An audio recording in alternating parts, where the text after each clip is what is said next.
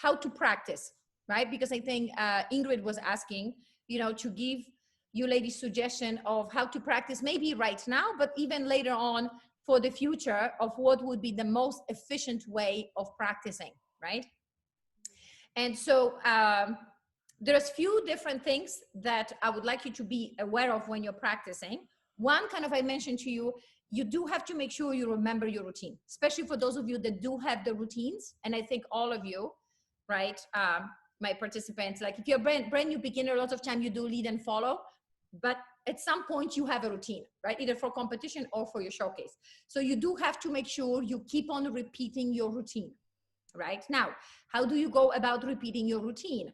For like, if you have maybe like closed routine, you should be able to know the steps, the name of the steps. Now, okay, let me spotlight myself. I know no one is moving, so it's safe, but still, just for the recording thing.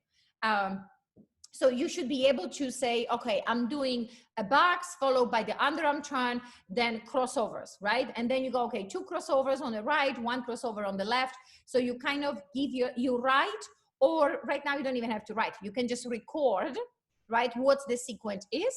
And I would definitely recommend, I always recommend that even at the advanced level, you have a simple routine so you can practice your basic elements. So it's always a good idea to have something that it's in a like a closed routine and then open routine, right? Within the closed routine, what I like, because it's simple, you can actually pay attention to the technique, and also you can then learn the steps, the name of the steps, and then the structure of each step, right? So you know, a box is a box, underarm turn, you're going under. So you know, okay, I need to pick up the arm, I need to get myself ready.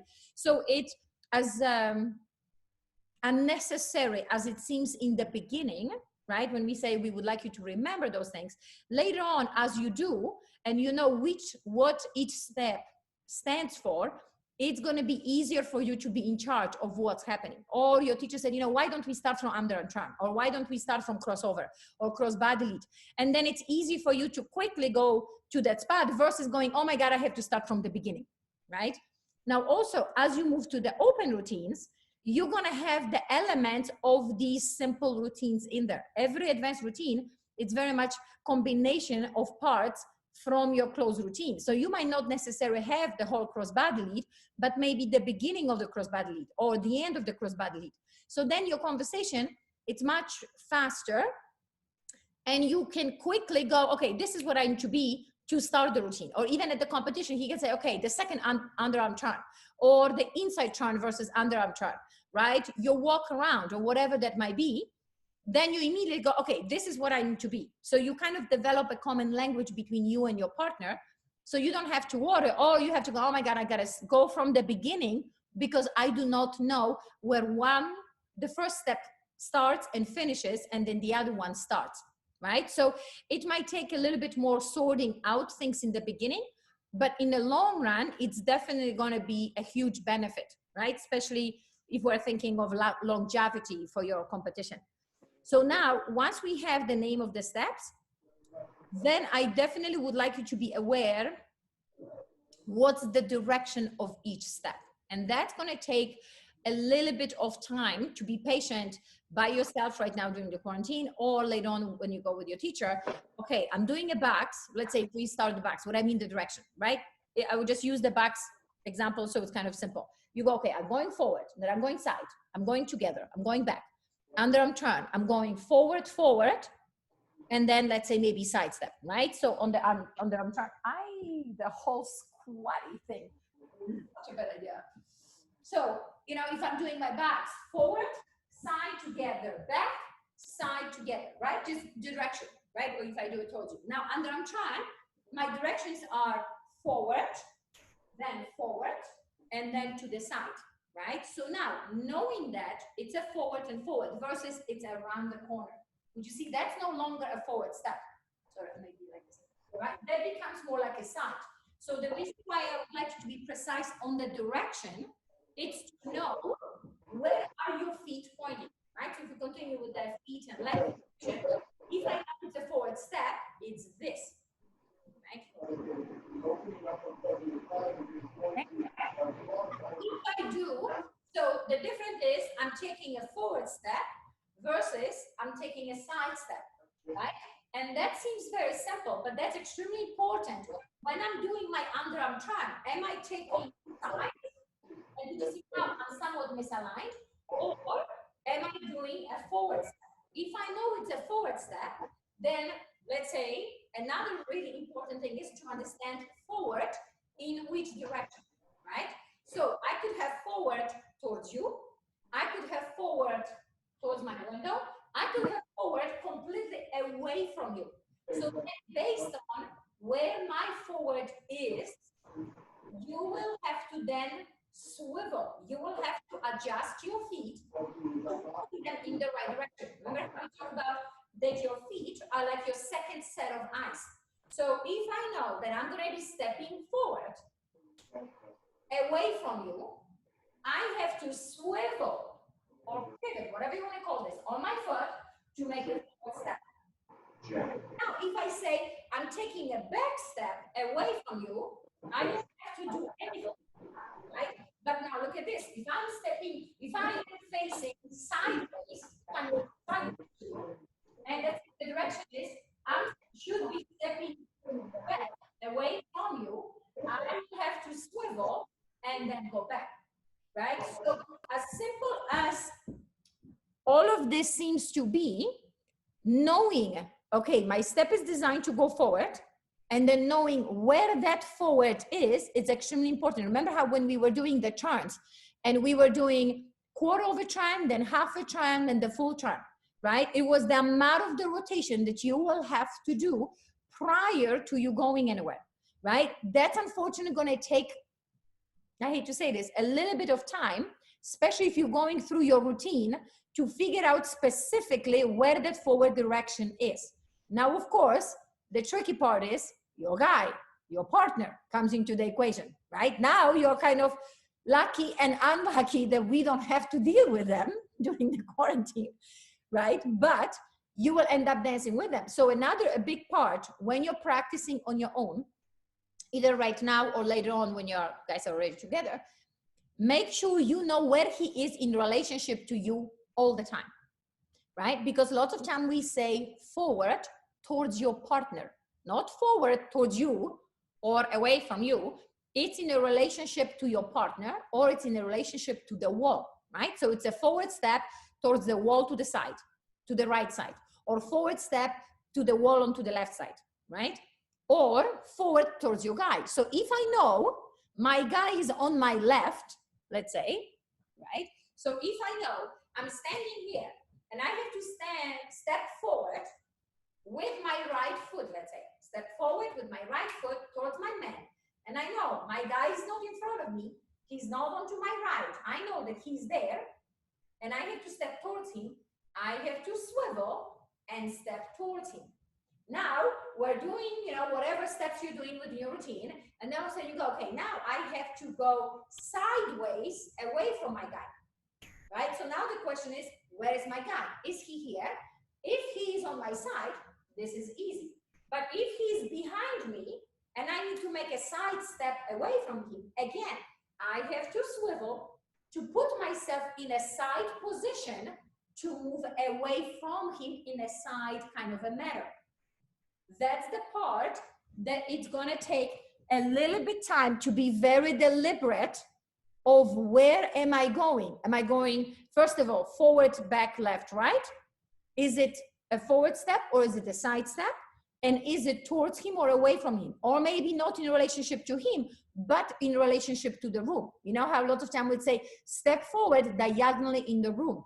So it's a forward step for you, which means your feet are pointing where they need to go, but you're stepping diagonally into the room because there are no diagonal step of its own. And sometimes it gets a little bit confusing. Does all of this kind of make sense, right? I know there is a lot of talking, but that's extremely important.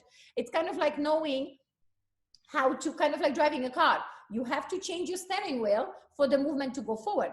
And 90% of the time, you're going to be either going forward or back, right? Have you noticed that almost all of your steps, even when you're turning, are a bunch of steps forward, right? Look at this. If I am going, so on the backs, if I do backs and under turn, forward, side, together, back, side, together, forward. Now I walk around. Forward, forward, forward, forward, forward, side, let's say. Right? Yes, I make the whole big circle, but there are no funky steps. Yes? Now, we could do, instead of walk around in a forward, forward, forward kind of fashion, you could have, you know, make it a little bit more fancy. And you could say, okay, I'm going to make a forward step, the first step, and then my second step, it's going to be sideways. So you're going to rotate, and you're going to step sideways. You're going to rotate, step forward. You're going to rotate and step sideways. Right? So could you see how knowing is it a side or forward is going to make a huge difference. So the easiest way to practice this, because I find that that step gets, like the steps that are a little bit more square designs are a little bit easier. The things that go around end up giving us quite a bit of grief, because all of a sudden you have your own individual rotation, but you also have a curve of the movement. So it's almost, you know, how when you're driving and the GPS says, go forward, but you know that as you're going forward, the street is turning to the right. So you're not necessarily making a turn to go anywhere. You still just, you're going forward, but you're on the curve, right? Or we could say, we want you to make a turn. So this is my forward step with a little bit of a rotation, but now this is a side step. This is my forward step. This is a side step, right? So why don't we try this? Maybe all of us, right? So we kind of get a little bit, or quite a bit deliberate on the swiveling of the feet to making sure that we're taking forward or side step, right? Now, one of the things I want you to do it, and I'm going to do it slowly as well.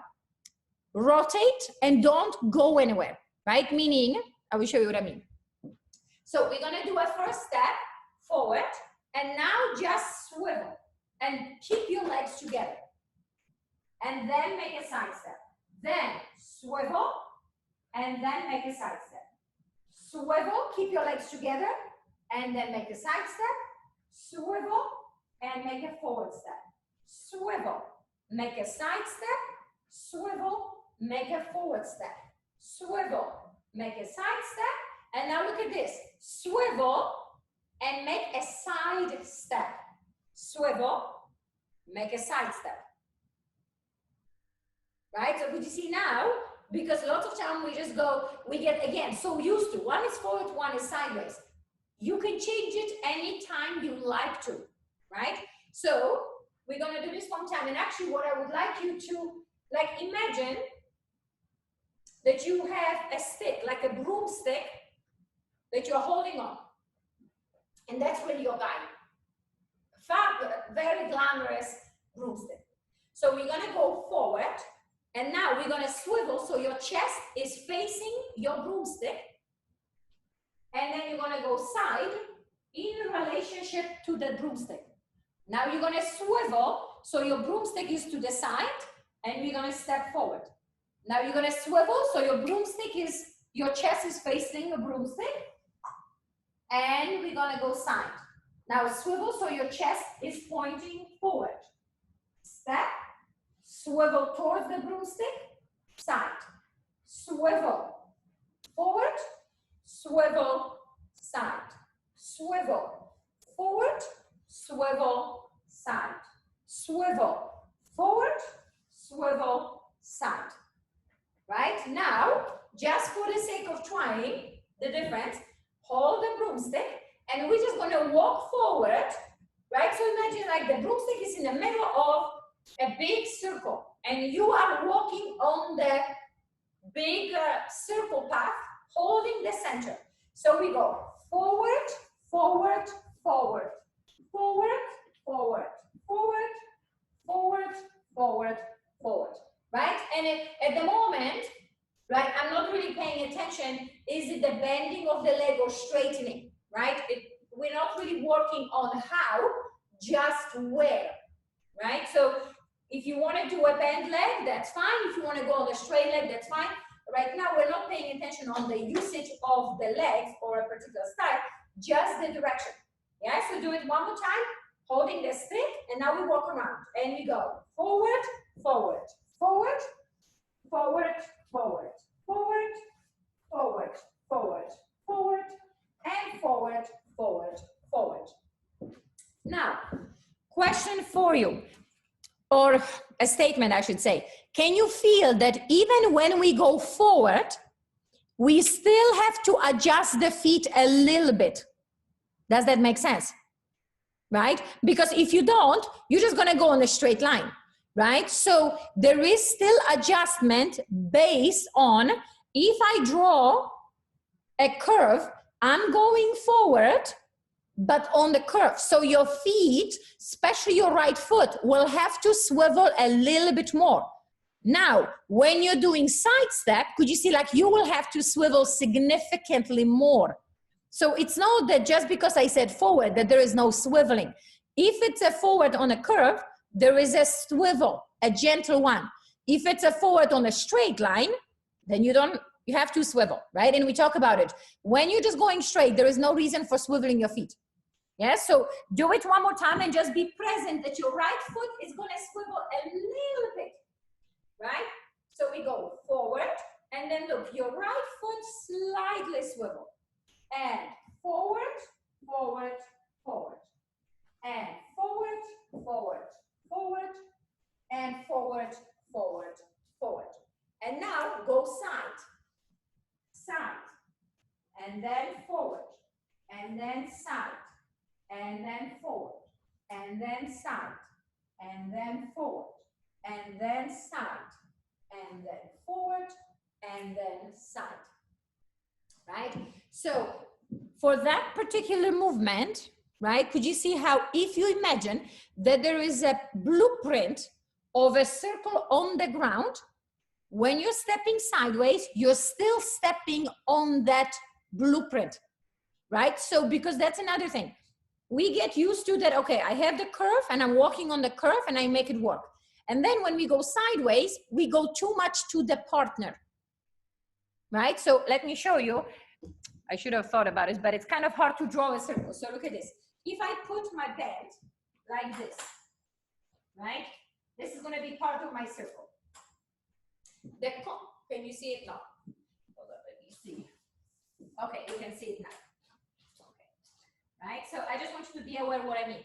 A very common thing, right? So let's say if I'm here, I'm holding, right? So that's just a part of my circle. I'm holding to my stick, which is my guide. I make a step. Now look at this. As I'm going, I have to make sure, as I'm taking that side step, that it's still on the relationship of that drawing. I cannot step on it because it's a rubbery thing, right? But if it would be drawn, I could step on it. A very common thing when we start swiveling the feet is this. You're forward, and then you do this. And could you see now, you pass the circle. So now you're getting way too close to your partner. So make sure that even though we're changing the proximity of how I'm either sideways to my guy or facing him, I'm not changing the path that I'm traveling on, right? That's extremely important. So again, when you have that circle, right? And now you will just have to imagine, because it's hard to draw it, forward. Now imagine that there is the curvature, and when you take a side, you're still on the curvature. Now when you take a forward step, I have to, again, don't just take a random forward. Your next forward have to stay on that circle. Your next side step on that circle. Your next forward step on that circle. And circle. And circle. And circle. Does all of this make sense? Right? And could you see it's so much responsibility on you to make sure you keeping in mind, you know where that path is, right? Because a lot of time, that's why I said that I need you to know not only what you do, but where are you supposed to be going? Because a lot of time we say go forward, and that forward end up being the completely wrong direction. It's a correct forward step, but instead of forward going towards your guy, you're going forward away from your guy, right? So you kind of did the right action, but in the wrong direction, right? And that's something that it's extremely important. And I unfortunately feel that we females fall short on that simply because we're the followers. So a lot of time we don't take the responsibility on knowing where do I need to go, because we depend on our guys to lead us, right? For guys, that's not as big of a deal because they know that they're the one who are in charge. So they're the one who are always, they need to know where they're going and they need to be very clear in giving you the message. Versus for us, lots of time we do not know where he is in relationship to me, and lots of time we do not know where we're going. It's almost, I hate to say this, but it's very much like driving with a man. I mean, how many times we end up talking, enjoying the view. You've been there 10 times, and if someone said, can you drive it? You go, I do not know how to get there. And of course, they look at you like, what do you mean? We've been here so many times. But because we're so busy doing other things, we don't pay attention. So now for you to actually, for the movement to look a little bit more controlled and for you to feel like you are in control, so then you can explore and you can present yourself in the way you want it, you do need to take that responsibility, right? Another thing that it's very good, not only knowing where he is, which hand he's holding, right? Because if you know that he's holding my right hand, even though I'm rotating, I cannot be moving my palm, right? Because if I do, I'm almost moving my arm like he's going to be moving back and forward. He won't, right? So another thing, what would be nice to actually, when you practice that particular move, to actually have a broomstick, right? Or some kind of stick. I'm sure all of you probably have something that it's a stick in the house. Put it into the ground, right? Or on here. So I will show you with my tripod. Let's say I make my tripod into a stick. Say, right? So that's my guy. And you're holding on to something, right? You will be amazed how many times when you do a side step, you will move the stick without even knowing, right? Because if there is nothing there, we lots of times just like to use the arm. But when you have a point of reference, that's why I like the gadget. When you have your point of reference, you go, okay, I'm here. Now, without moving my stick, I have to rotate my body and change my direction between the two of us without shifting it, keeping it still. Now, when I'm rotating such a way that the stick stay there. I'm going to make a step forward, make sure that the stick is there. You're going to rotate, the stick is there, take a side step. Again, rotate, keep the stick. Step forward, keep the stick. Step side, and keep the stick. So now the beauty of it is, as we're connecting all of these pieces together, you know how we work on the arms. You see, when I do this, I have to change, open my armpit or close my armpit a little bit more, not for the sake of using the arms because I just wanted to. It's not in order not to mess with my guy. So could you see when I'm going forward, I really have to open that space if I do my step in the correct way. Remember how we talked, you know, the position A, the position B, the foot, the turn out, and then finishing the hip, right? So you feel like there is a lot of twist, and then because your guy is over here, you will have to open that armpit. Now, when you're switching, when you're turning towards him, that armpit will have to get closed. And look at this. So maybe I will show it you here, right? So this was the open. Now look at this, not close, I'm bringing him to me because now he's gonna say I'm pulling on him. I'm keeping my guy where he is. By rotating my body towards that arm, could you see that space will get closer, will get closed. And then you take a side step, right? So could you see the space between the chest and your arm gets smaller. Now, when you are stepping again forward, as you are swiveling, you will have to open it. Now, look what's happening. If you're paying attention to the arm, I don't do this. Turn and then open, because could you see now, it's too late. Your shoulder is already up. So you have to make sure that while you're rotating, your elbow is already doing that. right? So let me see, maybe this would be a better angle. So we were here, right? And so this is the wrong thing. Turn it with the close and then try to open. What I need you to do, or what I would like you to do, as you're turning, as you are swiveling and you're collecting your leg, you're going to be opening your elbow, right? So very much, once your body starts passing, you immediately keep on opening and then close and open and close, right? So could you see, it has nothing to do with him doing anything to you. It has everything, again, open elbow, close elbow, open elbow, close. So yes, you're swiveling. Yes, you're paying attention to your feet and legs. Yes, you're paying attention to where you're going. And you're also paying attention to the arm. And then you step forward. Now when you swivel again, you're gonna close the arm. And then you're gonna step sideways. And then you're gonna open the arm. And you're gonna step forward. And you're gonna close the arm. And you're gonna go to the side. Yes? This away. Yes, everybody is good on that one, right? This is going to take a little bit of time. Now, you can hold on to the chair, you can hold on to anything, right? Just making sure that you're keeping the object very much in the same position. Yes? Now, so if we stay with that, because almost everybody have that step somehow, somewhere, right? They're in a closed position, the open position. So then, of course, we have the free arm, right? Because we talk about the arm that you're connected to. Now the question is, what's happening with the free arm? And another thing is, where are you looking, right? Because that's another thing that gets a little bit tricky. So in the beginning, I am not a big fan of looking outside towards the audience. The reason why is because if you look away, you're gonna end up going there. Wherever you look, that's where you go. Later on, as you get more advanced, you can look one way and go somewhere else, and it's not a big deal. But in the beginning, if you continuously look to the left, you will never rotate to your guy. So what I would recommend, look ahead, look at your guy. Look ahead, look at your guy. Do not really look to your left. When you look to the left, your forward step gonna be away from him versus going around him. Does that make sense, right?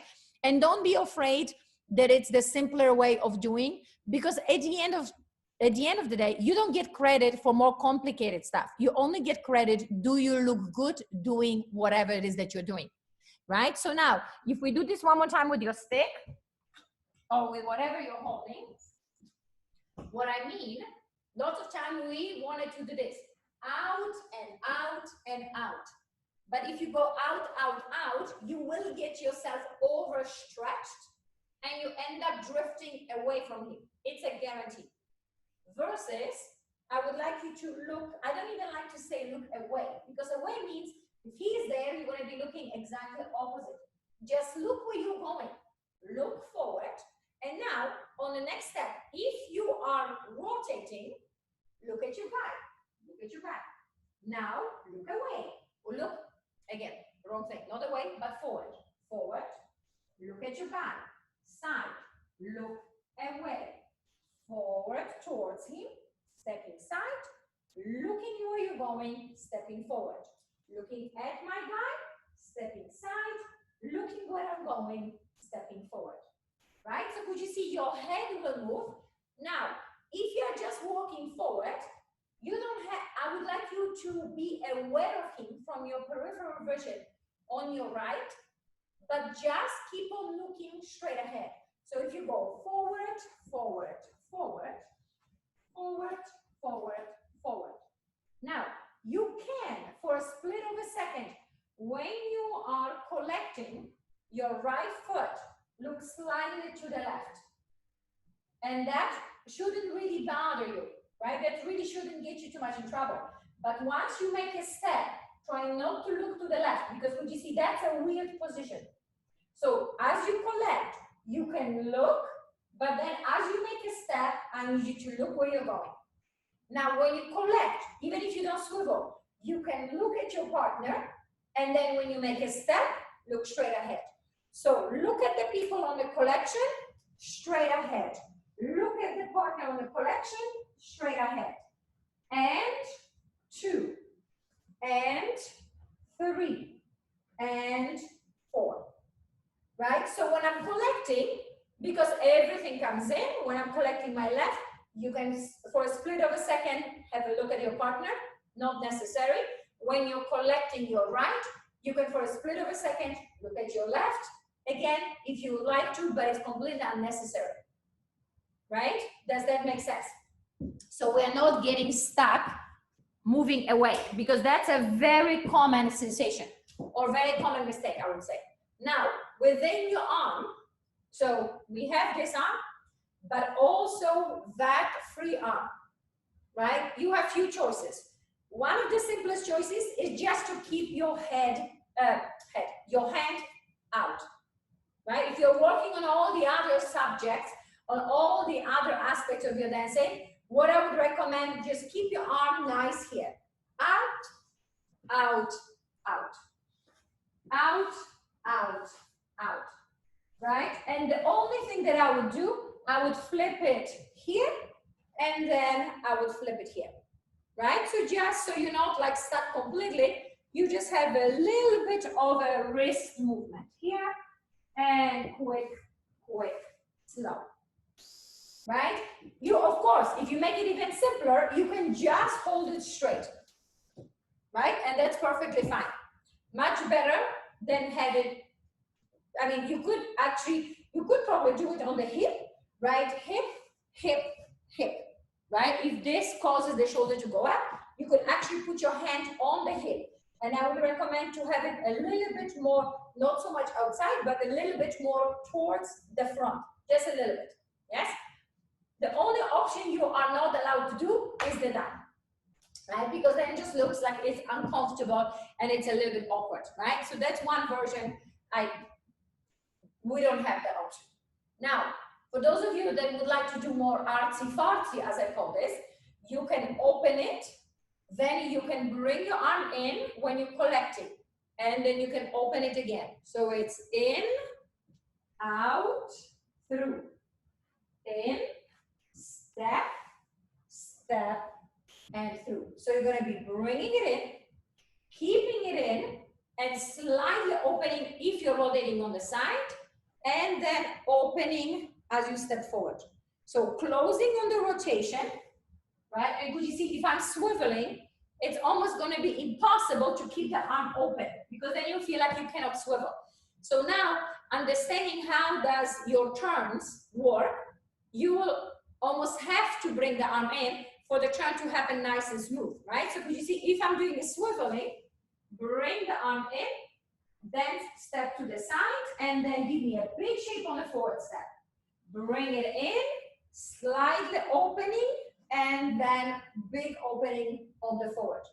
Bring it in, keeping it in, and then open it, in, keep it in, and then open it. Yes? Now, if I'm not swiveling, I still have a choice of bringing the arm in, but just without the swiveling.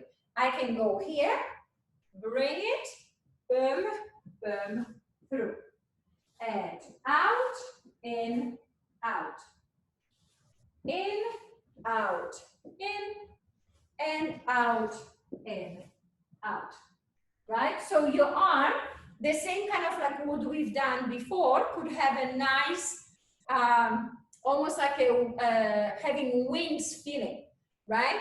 That you're opening, you're closing, you're opening. You're going to apply not to get too close to the body, just making sure it's nice and fluid. Now, of course, you can take it to another level. As you can say, it's here. And now, instead of closing here, you can bring it around your body. You can bring it here, or you can bring it around the body. And then stepping through, and then opening. Bringing around, open, open. Bring it around, open, open. Now, it would usually take 2 steps to open, because if you try to do it too quickly, you're just going to feel like a crazy person, right? If you go here, close, here, close, here, close, here, every step along the way, you will just feel as the arms are just going bananas, right? So open it on the first step, close it on the end. Now keep it over your body, step, and then open on the second step. And again, close it, open, open. Now bring it in front. Close, open, open. Close, open, open. Right? So could you see the opening should take at least 2 beats. Because if you go 1 and 2 and 1 and 2, not recommended. You're going to feel like you're just ripping your arm away. Yeah, so why don't we try this? Now remember how we did with the arm. Grab the ear and roll it through. Grab the ear and roll it through. Give me your left arm. Grab the ear and roll it through the center of the body. Grab the ear and then roll it through the center of the body.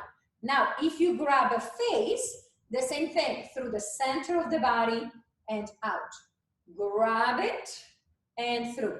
And could you see how when I'm using my my left arm, when do I grab either my ear or my face? On the rotation, but on the rotation to my right, not on the rotation to the left. So that's extremely important, right? That your first step, you're opening. You're going to be creating that movement of the arm while you are rotating to your right. Here or here, right? So you have to make sure that arm is connected to the rotation of the body. Now, if you want to, you can swivel, right? But it's not connected to the swiveling. It's connected to your rotation. And then, right, once we have that, now you're going to open, open, open. And could you see how now we're in exactly the same spot?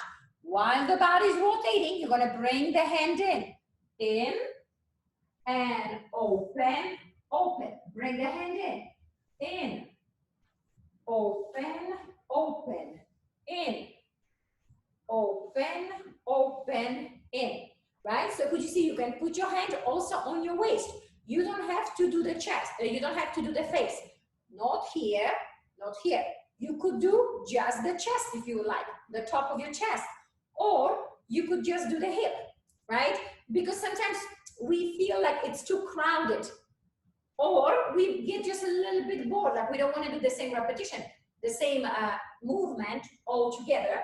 So what you can do maybe the face first, right? Open, open, and then on the second time, grab the hip, hip, open, open, then the face, and open, open, and then maybe the chest, and then you go through, right? So could you see you have a bunch of choices. Now with those choices, make sure you don't get too stuck. Remember we talked about it, that even when I put my arm, my palm is touching, could you see there is space, right? I'm not bringing so far that now I look awkward. So make sure that even though you rotate, could you see there is room, no matter which direction, right? That was one of the things that we've done with the arms, that the arms, one of the simple rules that I was giving you, the upper arm should be never touching your body. It should always go around and around, right? Here, but there's space, and here, and there is a space. It doesn't have to be big one, but there has to be a feeling like it's flexible versus it's sticky, yes? So now, let me just check because I think there are some comments and then I will explain something. Okay, I think everybody's mute, sorry, with Zoom list.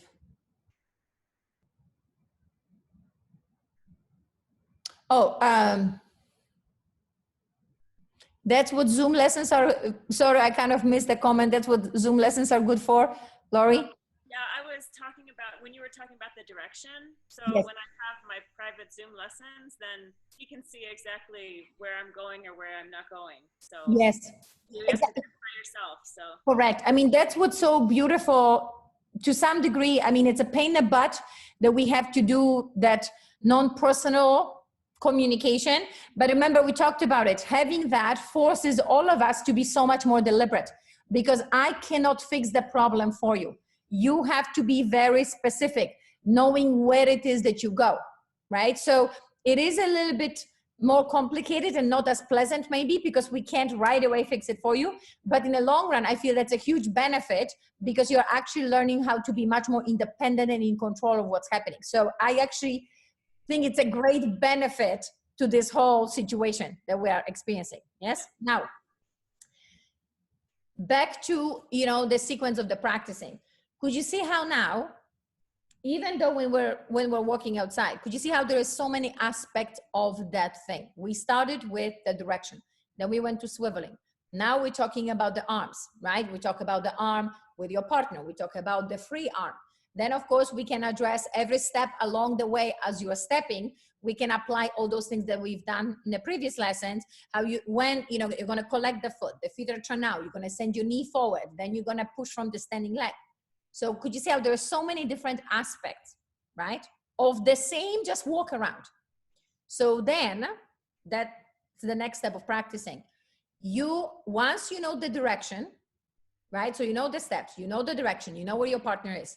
Then you have to choose one thing that you're going to concentrate on, right? Like right now I'm trying to connect to the information that we have. So you kind of see how everything is affected by everything. But in order to be effective in your practice, you will choose. That's why I remember how I said when I was walking, do not pay attention. I did not pay attention how you walk. Bend leg, straight leg, you know, heel leads, toe leads. I just want you to be aware, what my direction, where is my path? And then once you go the path, you go, okay, now I'm going to go, what's my footwork? Is it the ball? Is it the flat? Then you can say, now I know that this is the direction. This is my footwork. Now I'm going to say, where am I opening my thighs? Am I keeping my thighs together? What's the movement of my legs? Then we can say, okay, I've done that. Now I'm going to be thinking, when do I rotate my hips? When do I swivel my feet? Or you could say, you know, what's kind of like what we did. What's the free arm? What's going to happen with that? So you keep on layering it, right? And you kind of start, you work on each aspect separately, and then you're trying to combine 2 things at the time, maybe 3 things at a time. But so how would you know when you're able to connect things? You have to repeat one aspect often enough until it becomes the muscle memory. You know how we said you have to repeat until it becomes muscle memory. Not, oh, I've done it once. You have to be able to at least do it 9 out of 10 times. Okay, maybe 8 out of 10 times. 8 to 9 times continuously. And you go, okay, it seems like my body's getting it. Therefore, you can move to another conversation. And then when you're thinking of second thing, the first thing hopefully will be there. Because if you only do it once, or if you can do it 3 out of 10, your body does not know that skill.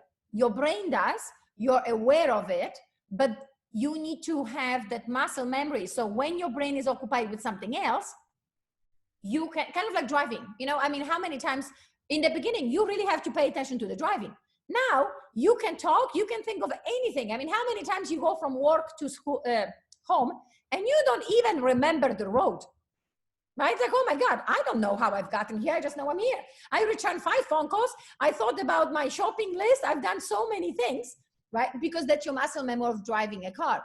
Each of your concepts has to be like driving the car. Keep on developing. And then over the time, you will realize that oftentimes we will have to revisit that conversation again, right? So later on, let's say if you go through all these aspects, I'm doing, you know, the feet, the legs, the rib cage, the upper body, the performance. Later on, as you're practicing, you will discover, okay, I'm falling off balance, or I don't have enough speed. I'm not musical. So then you have to ask yourself, okay, if I'm falling off balance, which technical aspect do I need to practice to get rid of that problem? Right? So could you see now you have to be almost thinking like a teacher or a coach. If I'm falling off balance, which out of all the tools I've been given, I need to improve in order to feel more stable? So you go, okay, maybe as I'm doing my walk, I'm going to be thinking my weight in the middle of the foot. Or I'm going to be thinking pointing my foot behind. Or I'm going to be thinking making my body a little bit more connected, right? So you're going to end up practicing a skill that's going to help you to overcome the problem that you have. And therefore your practice is very productive. It's not practice for sake of practicing, but it's practice to solve the problem. But in order to do so, you have to realize what my problem is. Then you have to have connection. Which information that I already have access to allowed me to solve the problem. And then you have to do it. Does that make sense? Right? So there is no easy, we do this, this, this, this. We start from what we did in the beginning. And then once you kind of have everything implemented, you kind of go, I need a little bit of this, I need a little bit of this. And then of course, as you're changing the routines and changing the choreography, things might vary as well, because you might have to go, oh, now I have to go back again to what my directions is, right? Or sometimes to make your routine more advanced, we will change your direction. Instead of going forward, forward, forward, we might say, I want side, side, side. You know, like even on that walk, I would not necessarily recommend that, but if I want to make it more complicated and more advanced, instead of stepping forward, I will ask you to step sideways.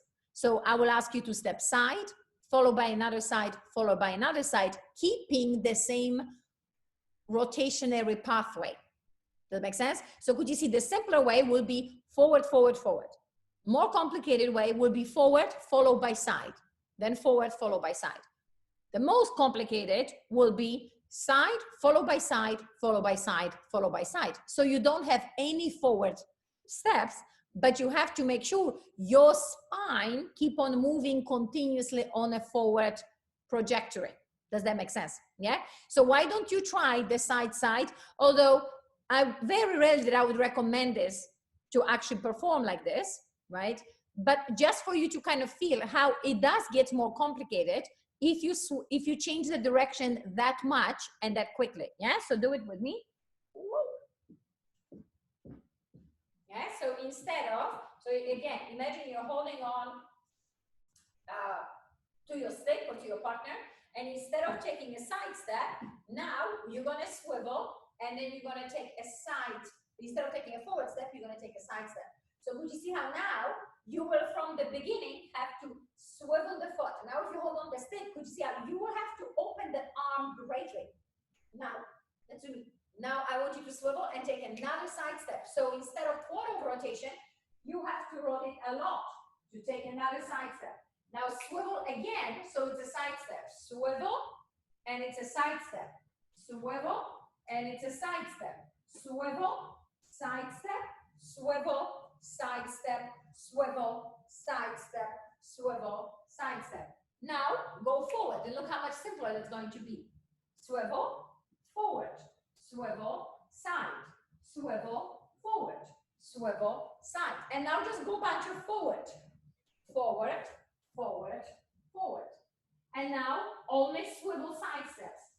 Side and side and side and side and side and side and side, right? So could you see how if you change the amount of rotation, all of a sudden becomes much more complicated. Now, of course, you could say, you know, this will require me to have much more speed. Of course, that's why it's not only the action, but that action, which you see, if I go from side to side, will increase the amount of rotation. But the time that you've been giving, it's the same. So that's why your first forward step seems so easy, because you don't have to swivel at all. There is no changing. Then changing one direction, it's not so complicated because you have plenty of time. But now you have the same amount of time, which is your end, and you have to double the amount of rotation. That's what makes your routine that much more complicated, right? So based on how fast we are and based on how quickly we can adjust the body, right, to face one way or the other, will allow us to get more complicated steps or less complicated, right? Okay, and I somehow got again a notification that I need to get rid of. Always in the middle of the class, my Gmail decides to inform me about something. Does all of this kind of make sense? Yes?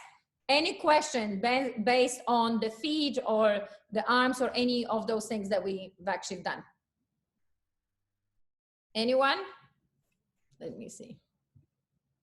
Any particular step that you would like me to go over with that? Okay. The simple, your crossover. Just let's very quickly go through the crossover, because I need you to be very deliberate in knowing what's the amount of rotation. Oftentimes your crossover, when you're trying to swivel your foot, end up being sideways, which looks like you have a pigeon toe because you've over rotated, you overshoot your target. So let me show you what I mean by that. And then we're gonna do it together. So from here, right, your crossover means quarter over rotation and step forward. And then, you know, we can have elaborate body action, right? Quarter over rotation, step forward, and then action. Unfortunately, a lot of time when we are practicing the rotation, end up being like this. Because I've swiveled so much, I did not stop facing the direction I'm going to be going. I allowed the rotation to take me around the corner. So look at this. I got to make sure I only rotate to here. This is a forward step, back step, rotate, and side. Instead of allowing the rotation to go, because now, could you see how it looks like it's a side step? So if I wanted to do a side step, that would be very appropriate. Go as far as you need to, then a side step. But if I know I'm facing my guy, and he's in front of me, and my next step is forward in my left direction, you have to know how much. And now this is a forward step with a nice rotation. But could you see that rotation of the body has nothing to do with swiveling of the feet?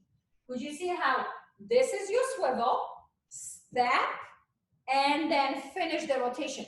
That ending rotation is already connected to your right leg, the one that you're standing on after you've made the step, versus to the one that you were standing on, which was your left, right? So actually try this with me.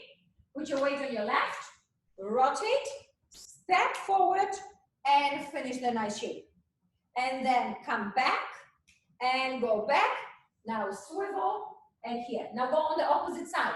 Quarter over turn, step forward, open the arm and open the body, unwind, go back, swivel, step side.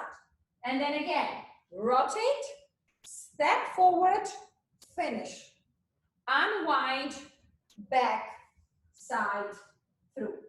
And again, swivel, step forward with a nice finish, unwind, swivel, side, swivel, step forward, rotate, unwind, and through. Now, try this. So could you see how I'm stepping forward towards you? We're going to do a crossover, but now instead of stepping forward, I want you to go quarter of a rotation more. So what I mean is this. Swivel farther, and now step forward, right? So could you see it's still a step forward, and then go through, and then coming back towards your partner, right? So quarter of rotation more, step forward. And could you see when that happens, the arm that you guys are holding with will be stretched. So we're stretching away from one another. Then you're going to be going back and swivel. Now give me the regular direction, just stepping forward. Here, step forward and unwind. And just rotate the upper body. Right? So could you see the step forward is exactly the same thing. Now, look at this. A lot of time people think that just because I ask you to go that far, that much farther, you can do this. Could you see now? Yes, I went that quarter, but I allowed the turn again to make a side step. If I do the quarter extra, I gotta stop and then make a step forward. And then I'm gonna go back and unwind. Because look, now I could make my crossover facing the wall behind me. Face the wall behind, step forward. Right? But your crossover, it's never a side step. Now, if you have an open routine, we can ask you, we want you to rotate and step sideways. I can ask you, rotate, step side. And you can maybe do like a fun little hip action. But that's not an appropriate crossover, that's a swivel followed by a side break, right? So could you see how those little paying attention to the details would make you look, again, back to, are you taking a forward step? Are you taking a side step? Unfortunately, lots of time you guys are planning to take a forward step, but because you swiveled your feet so much, it end up being a side step, and then we punish you because your feet are turned in. Does that make sense? Right? So the amount of rotation and the knowing which direction you're going, could you see how it's extremely important, even though it seems like it might not be such a big deal in the beginning when we talk about it, it's extremely important. Yeah, so actually we're gonna do this. We're gonna practice. We're gonna do twice, rotate, step forward, come back, rotate quarter of a turn more, step forward, come back. And then we're gonna do the same thing twice with turning and going side step and then coming back. Turning quarter of a turn more and taking side step. For you just to feel the difference, that one feels completely different than the other, yeah? So do it with me. You're gonna go side. Now we're just gonna step forward towards me. Swivel, step forward and finish the movement. Then go back, swivel, and side. And now quarter of a turn more, and step forward. Unwind, swivel, and side. And now do the same thing, but instead of stepping forward, I would like you to do sideways. So step to the side, swivel, step side. And let's say do like a little cucaracha, and then come back to the side. Now we're going to do the same thing, but now with a quarter of a rotation more. So step side, swivel, quarter of a rotation more, and then we have a cucaracha. So could you see, if the audience would be you, straight ahead, if I'm going sideways, my back is to the audience. My back is to the audience. My partner probably will be here holding my hand. Right? Versus if I'm doing step forward, I'm going to be facing my audience. Versus if it's a side step, could you see how now I'm backing to the audience? So it's not that it's a wrong thing to do. You just have to make sure that this is the thing you wanted to do between you and your partner, right? Could you see how lots of time the regular position is, let's remember how I said, make sure that you know where your partner is. He's holding you here, right? And we have that position. So maybe we stretch the arm a little bit forward. When we take the quarter of a rotation, now all of a sudden we create more space. So that's actually very nice as well. Sometimes we can do one towards the audience, one slightly more diagonal. So we create a nicer, bigger view, like a little V shape between us. And then we come back. Or the third time, we can have something that it's a little bit more rhythmical and go sideways to people. So now I would actually let go, right? So if this is the hand that my guy is holding, I would not be able to do so unless I put my hand behind, right? Which that could be an interesting choreography, right? But lots of time what I will do, then we will ask you to open the arm and maybe grab, like expand the arm towards the audience. So could you see how just going from the front to the side creates a completely different interaction between you and your audience? This becomes a little bit more aggressive and a little bit more, hey, look at me, don't you think I'm great? When you go sideways, that becomes a little bit more playful. That gives a little bit more opportunity to be a little bit more gooey and possibly try to bring people in, right? But again, it has to be your choice. You and your partner deciding this is what we do, right? And the difference is it's a forward versus a side step. Unfortunately, lots of time we try to take a forward step, but because we swivel and it's end up being pigeoned toe, not necessarily side, not necessarily forward. Yeah, let me see, someone is saying something. When you come back, you can step back, or do you have to rotate swivel? Should you show this with your back? Yes, I will show with the back. Lori, can you tell me, what do you mean if do you have to swivel? Usually you do when you go back. Okay, so yeah, I'm wondering, like, well, just the way you're doing it is, you know, you're doing this step, and then you're swiveling this way. But I wonder if you also step, and then you just bring your leg. Without swiveling? Yeah, without like doing this and this. You're just... Okay, correct. So the question, yes. You always will have to swivel. You might not necessarily do it such a deliberate swivel, right? But could you see, in order to face your partner, you do have to swivel. Right now, just for the sake of showing the rotation, I make it a little bit more deliberate when the swivel happens, right? So the question was here. When we have your forward step, right? When you're coming back, do I need to swivel and step to the side? Or from here, can you just go to the side? Could you see how you still will have to swivel that foot, right? Right now, I'm just making a little bit more aware, collect your legs and go through. In reality, when that happens, that leg immediately gonna go to the side. But the reason why I don't like to talk about just sending your leg there, because I've been in a position where people just get so stuck with having the foot facing the wrong direction. So again, if my standing leg is pointing where I'm going and my next direction is my partner, I will have to swivel before I transfer my weight. If I make the step and then I transfer, the chances of that happening are very slim. And if you do, you will be behind pretty much all the time. Does that make sense? Right? So it's just for the sake of showing, and I think we had this conversation in one of the lessons, that sometimes things, especially with speed, they look like we don't have the sequence. You always have to have a sequence, kind of like driving a car. Remember how I give example, the faster you go, when you're turning, it looks like you're pushing gas and turning at the same time. You never do, right? We are just so used to maneuvering that you almost don't really even realize that you slow down a little bit, you turn the steering wheel and then you push. And it seems like it's a one thing, but it never is. Because if the order changes, or if you put two things at the same time, the chances are you're in a ditch. And I call this within the dancing, you're going to be in the ditch in the wrong position. Does that make sense? Yeah, but excellent question. Anyone else? Okay, so now, of course, if we go back to your legs and your feet, right?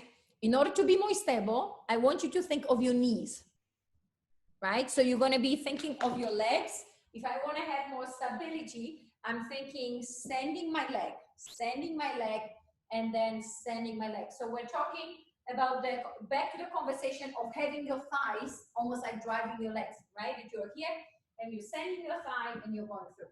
So that, if you feel at some point, I made the step, but I'm unstable, lots of times the step is too small, right? I want to make sure that you are very comfortable with finding your neutral B and then making the step. So could you see how I'm 5'3"?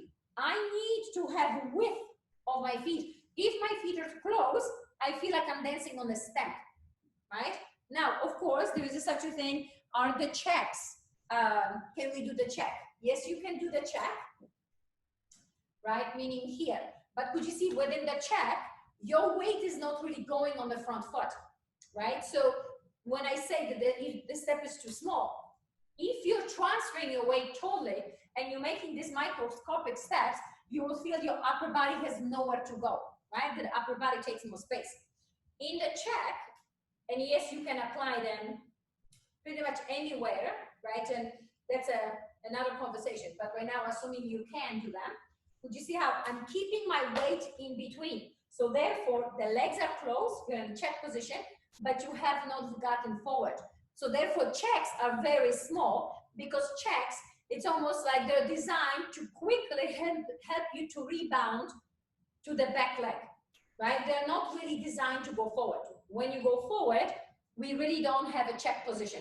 The check position, the most appropriate dance to use your check is your cha-cha, because you quickly want to come back so you can go to your chassé. In your rumba, I really don't feel like there is a need from the practical point of view. From a styling point of view, if you and your partner decide that this is kind of how we like to have the position, that it has maybe a little bit more expansion, give us a little bit more time because we don't have to transfer the weight, that's okay, right? You can make the choice. But make sure that when we talk about stability, your thighs are always creating That's separation. Now, once you have your stability and you feel, okay, I'm stable, but I feel a little maybe clumsy or like a little bit bulky and not very fluid. Then we go back to ball flat, ball flat, ball flat, right? Because remember how when we walk on the feet, it was the ball flat action, the rippling effect of your feet that was very much giving you the gooiness of the body. So even on your crossover or the walk around that we did. So now make sure that yes, you're gonna pay attention to your thighs because you've practiced that skill. Now you go ball flat and then ball flat and then the rotation and then ball flat, right? And again, rotate, now ball flat, slightly farther with the rotation, ball flat, unwind. Now if you do it sideways, ball flat, ball flat, ball flat. If you do flat, flat, flat, you will just feel like you're wobbling from side to side. So anytime you want to have a nice hip action, anytime you feel like you want to have a nice groovy action of the body, the more bending of the straightening of the knee and the more articulation of the feet. So it's a toe, then the heel, then straighten, toe, heel, straighten, toe, heel, straighten. You will actually have even more time to address that arm. If it's straight or flat, you will feel that you just wobble from side to side. And again, of course, you can say, sometimes we feel like we have no time. I get it. I hear you. I've been there myself. It's just practicing your skill until you get fast enough with doing this very quickly instead of going, oh my God, this is my quick. I can only do the gooiness of this on the slow.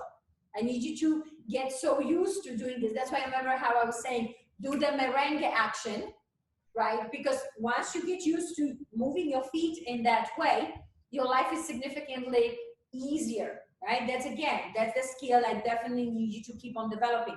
Because even going back, when you're going back, if you go right away flat, it's going to be like this, flat, flat, flat. And then when it's that flat and when it's that abrupt, you will feel you're being pulled back. You will feel like you're stuck.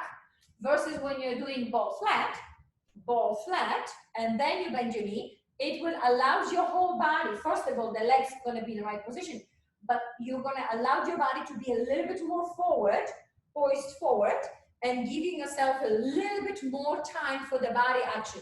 Otherwise, back to pushing your partner, back to leaning, back to being heavy, and then, you know, another side effects is you're going to end up looking down.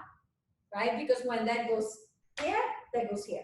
Versus when you have an articulation, would you see what's happening? At some point, you will feel like there is a nice lift.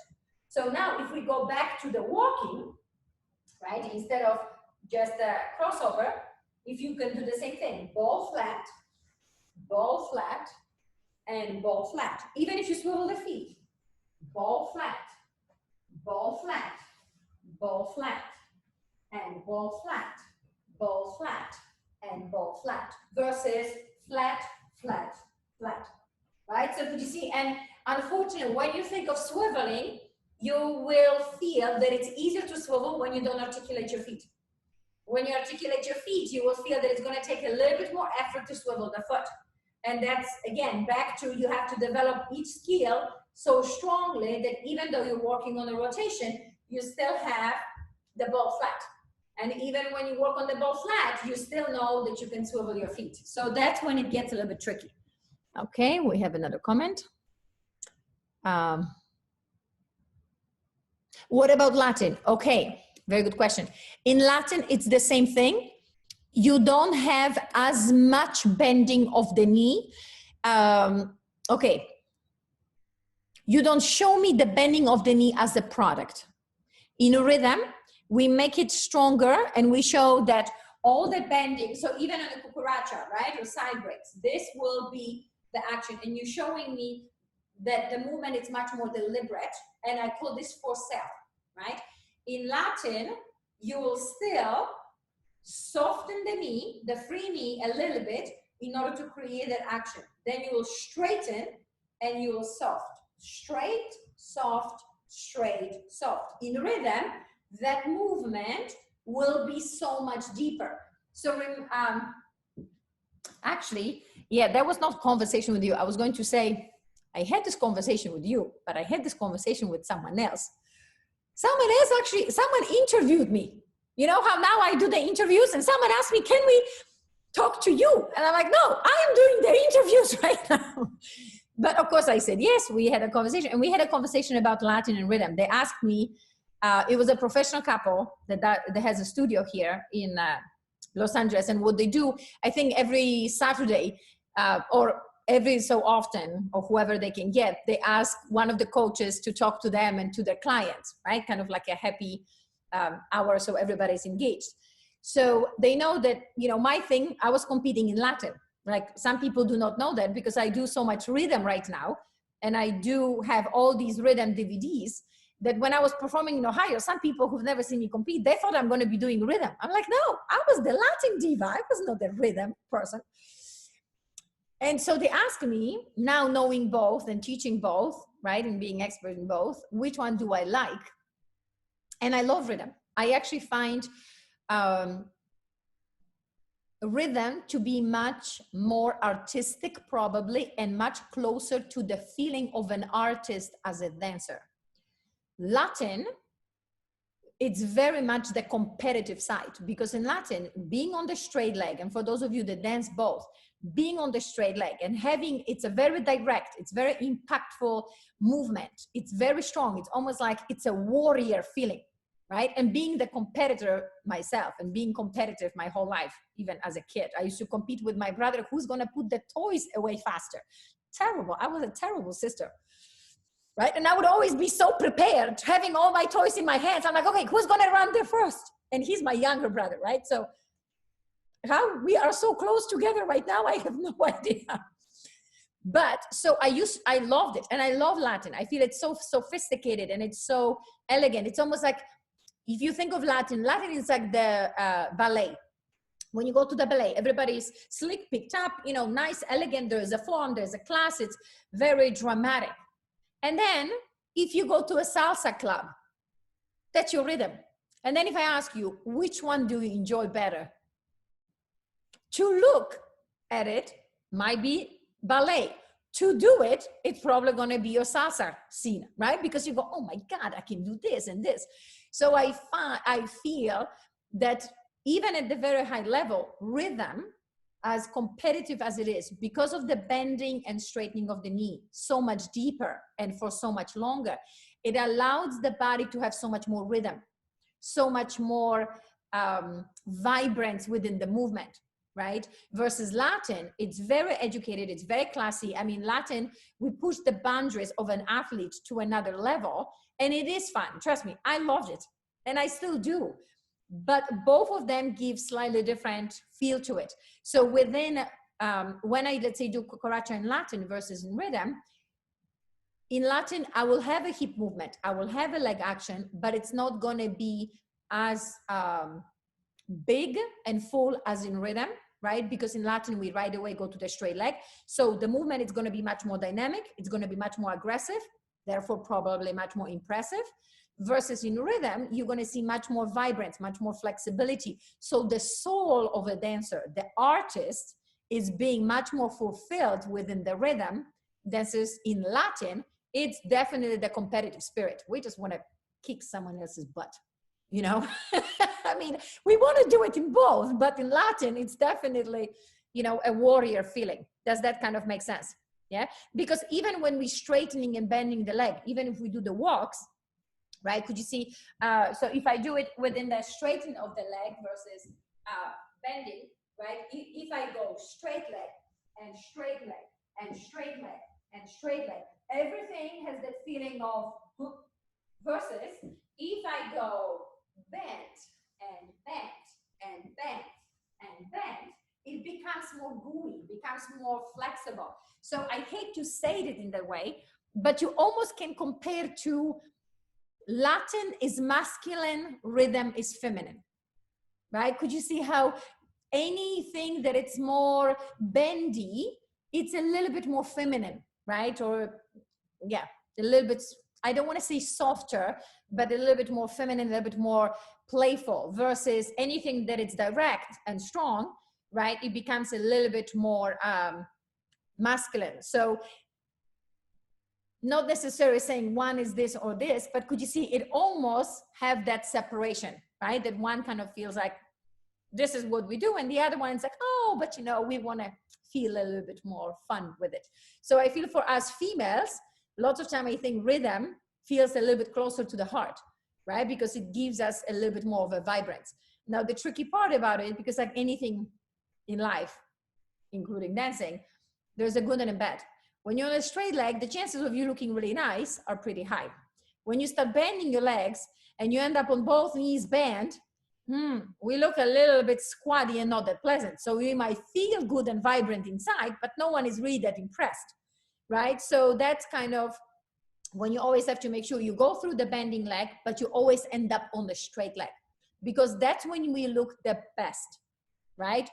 Look-wise. And because it's such a visual thing, could you see how this is probably not my best? When I'm here, that's when I look the nicest. When I bring the leg in, that's, you know, how I like to say, be normal. When you're normal and nice and elegant, that's very nice. When I have both my legs bent, even though it might feel really good, when I'm wearing a tiny dress and high heels and everything gets all kind of squatty, all of a sudden the feeling is good, but the look is not good. Now, sometimes with Latin, you know, we might look good, but we don't feel that great because it's a little stiff. So there's always a little bit of a pull in both directions. And as a dancer, we're always trying to find as much balance, right? Trying the good feeling within the competitive side.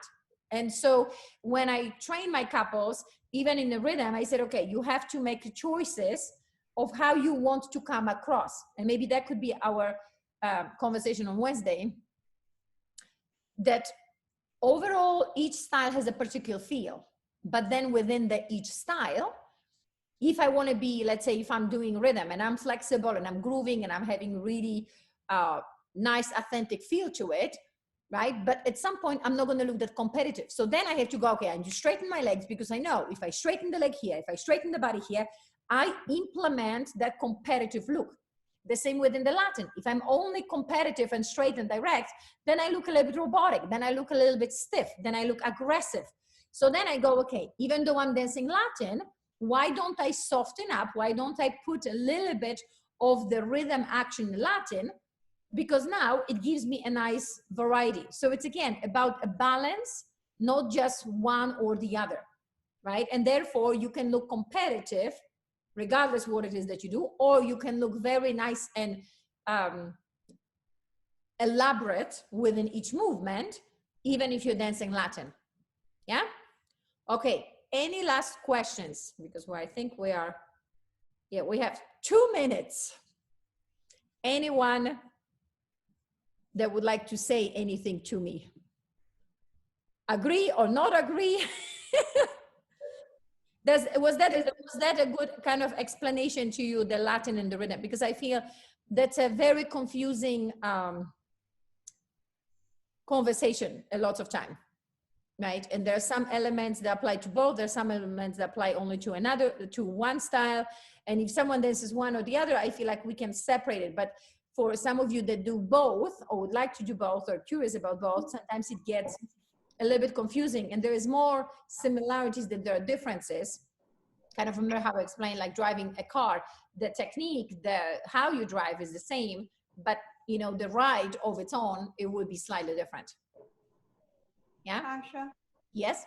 Question, talking about the two, I mean, if one were, okay, one's been doing rhythm for a long time and you start Latin, I mean, how easy is it to really do two at both at the same time and learn them?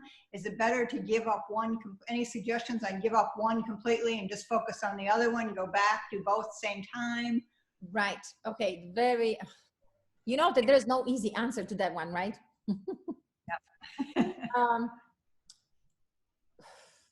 It's going to take some time, right?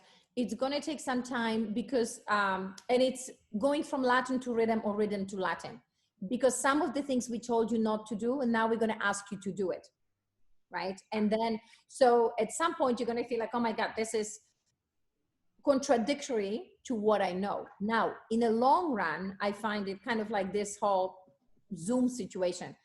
One helps the other because it forces you, when you're doing both, even though it will be a little bit of a struggle, it forces you to be so much more present. Okay, I'm doing Latin and I understand this is what I'm to do. So you have to then end up deliberately making choices. It's not, you know, like a lot of time people say, just dance. I hate to say that. There is no such a thing for a performer or an entertainer to just dance. Now, there is such a thing if you go social dancing. Absolutely. If we go salsa dancing, I would say just dance. I don't want anyone, like sometimes I love social dancing. And sometimes you go with some of the pros and they're like trying to tell you, oh, and this. I'm like, buddy, we're social dancing, right? I just want you to tell me I look beautiful, even if I'm heavy. I don't want to hear it. Yeah, I need you to buy me a drink and tell me I am a fabulous dancer ever. Now, when we're practicing, that's a different conversation. You can tell me what you like or what you don't. Over here, forget it. But when you're competing, everything or performing, it's a choice. Even though, and I know it in the beginning, it seems like I'm telling you, oh my God, this is going to be complicated all the time. It won't. In the beginning, it's a little bit more brain adjustment. But once you get used to making choices, it's like opening your closet in the morning and go, oh, I'm choosing to wear this and this and this. And it's not a big deal. You just go, I feel like it. In the beginning, it's a struggle. Oh my God, how should I look? You know, it's a new job. Like, and then eventually you are so clever. You know what your style is, you know what to do. So within the dancing as well, when you're learning new style, it will take some adjustment. But then once you get used to, the beauty is you can pull from, oh, I've learned this over here. I've learned this over here. It's like when people say, do both styles, smooth and rhythm, or standard and Latin. It's confusing in the beginning, but then the quality of the movement, the understanding of the body helps you in all the dances, because it's like for us coaches, I coach pretty much any style because it's not me always telling you what to do. My job is to help you to do it better. My job is to explain it to you, how you're going to drive your vehicle. Like the most bizarre coaching I've ever done, and it was probably so confusing to people. In San Diego, there is a huge West Coast swing community. And now I enjoy West Coast swing, but there was a time I've never even seen the thing, right? And one of my friends who knew a West Coast swing champion over here, they introduced us, and he said, oh my God, you want this and you're training people. Why don't you help us? Because we're about to do our world championship. So they hire me to help them to win. And their students go, we've never seen this woman. And they go, oh yeah, she's not from our world. She does not know West Coast swing. So the students' look was like, why are you asking her to help you with something she doesn't do? Right? But they have the choreography. They were not asking me to come up with the steps. They were asking me to look at their steps to make sure that they're fast, that they're strong, that they look a particular way, because this is what we do. So as a dancer as well, the more you know, and that's why, so to help you, what I would really be stressing to all of you to understand, these techniques help you with what? This, straightening the leg, give me a very competitive look. Bending my knee, give me a flexibility. Being both flat, give me a nice gooey movement. Moving your thigh, moving my legs, moving my knees, give me a bigger stride. So then you understand not only what, but why you're doing it. So then in Latin, if you have a conversation, your partner said, okay, I need you to be stronger onto the foot. You go, I got to straighten the leg. And even in rhythm, if someone says, I want you to make a really big statement, you know, you're not going to be messing with bending the legs because that's equal to the hip action. You're going to go, even in rhythm, I'm going to quickly straighten my leg, get my butt under, lift my rib cage. So now you're making choices based on, no, this is Latin, this is rhythm. This is how I want to look in each of these particular dances. Does that make sense? So it's a little complicated at first, but then once you know, kind of like knowing your ingredients. When you put salt, it's going to be more salty. When you put pepper versus sugar, it's going to be a completely different thing. But you want to have all these things accessible to you so you're a much better cook because you have much more ingredients versus in the beginning, it's easier. I said, you're only going to have sugar. So, you know, I'm only going to be baking. Soup, not for me. That's not my department. But then later on you go, well, you know, I baked already. This is kind of boring. I would like to make something else. What's my roast? So you will have to learn some other things. Does that kind of make sense? Yeah. Yes. And I think I would recommend for all of you, this is your hobby. This is something, and I know you're very serious, and I know that you want to be your best, you're competitive, not just with the world, but yourself to get better. But I think as a hobby, as a dancing, it's nice when you explore other things, right? Because it gives so much more joy. It gives so much more understanding, so much more, it's exciting when you go, oh, my body can do this and my body can do this. It's more of a fun discovery. Like this is what we like as dancers as well. When people ask me, do I miss competing? It's not even the competing, even though being the competitive person I am, I enjoy competing greatly. It's the discovery, it's the practice. It's going, oh, I can do this. Let me see, I can go faster, I can be slower. You know, it's like finding a different muscle. Oh, this muscle is sore. That means I was using it. And how can I? So I think that's the process that it's so exciting and so delicious for all of us, that you're in the journey of discovering your vehicle. And I think that's extremely fun. And especially as this being your hobby, I think that's definitely worth keeping. If you were a competitor, right, professional competitor, and you go, okay, this is my career, I'll probably say, okay, in order for you to get to the champion title, you definitely need to limit to one thing, right? But if you're not a professional going, you know, in a matter of 2-3 years before oh my God, before I retired, I want to get my title, I would say just enjoy the process. And if you have someone that can help you along the way, I think it's definitely worth doing it. It might cause more questions, but yeah. Anyone else? I know, a lot of talking, huh? Okay. I will see you, my ladies, on Wednesday. Be fabulous. Oh, tomorrow I'm posting another interview. My friend is going to be showing his secret to juicing and smoothies. And I'm going to share my mom remedy, how to use lemon, ginger, and honey to stay like a preventative remedy to stay well. And there's my mom. Hi, Mom. Yeah, so something, because we have Access lemons in San Diego. So we actually, so she does this honey, lemon, and ginger, and you can take it daily to boost your immune system. But then when you're actually traveling, or if you feel you're coming down with a cold, you can just keep on mixing this with the water, and it kind of gives you a nice soothing drink, but at the same time, again, just kind of boost your system. So it's a fun, practical information versus just a cool thing to know about people. That's awesome. I will share that as well. All right. Thanks, Kasia. Bye. Bye. Thank you.